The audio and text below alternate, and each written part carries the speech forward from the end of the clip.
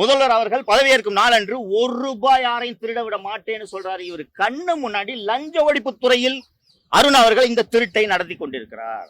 5 வாகனங்கள், ஒரு வாகனத்துக்கு 160 லிட்டர் கோட்டா. கரெக்டா சார்? 120 எக்ஸ்ட்ரா கோட்டா ஒரு 60 சார்? எக்ஸ்ட்ரா கோட்டா ஒரு 60.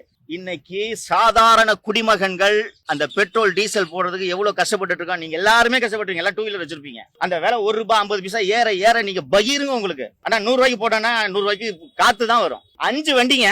நீதிபதி திரு S.M. சுப்பிரமணியம் அவர்கள் பல்வேறு தீர்ப்புகளில் ஆடலி முறை வெள்ளைக்காரர்கள் உருவாக்கிய முறை, ஒரு ஜனநாயக நாட்டில், இந்தியா போன்ற ஜனநாயக நாட்டில் அதற்கு இடமில்லை என்று எழுதியிருக்கிறார் தீர்ப்பில். தலைமைச் செயலாளர் அவர்களே, காவல்துறை இயக்குனர் அவர்களே, சென்னை மாநகர காவல்துறையின் ஸ்ட்ரெங்த் சேர்ந்த சென்னை மாநகர காவல்துறையோட ஸ்ட்ரெங்த்ல சென்னை மாநகர காவல்துறையில சம்பளம் வாங்கக்கூடிய 20 காவலர்கள் இப்போது லஞ்ச ஒழிப்பு துறையில் வேலை செய்து கொண்டிருக்கிறார்கள்.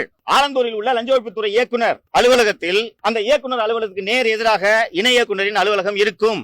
இப்போது ஜாயிண்ட் டைரக்டர் போஸ்டுக்கு வேக்கண்டா இருக்கு. அந்த இணை இயக்குனர் அலுவலகத்தில் சென்னை மாநகர காவல்துறையில் இருக்கக்கூடிய 20 பேர் இப்போது பணியாற்றிக் கொண்டிருக்கிறார்கள். ஒரு உயர்நீதிமன்ற டிவிஷன் பெஞ்ச் சொல்லுது.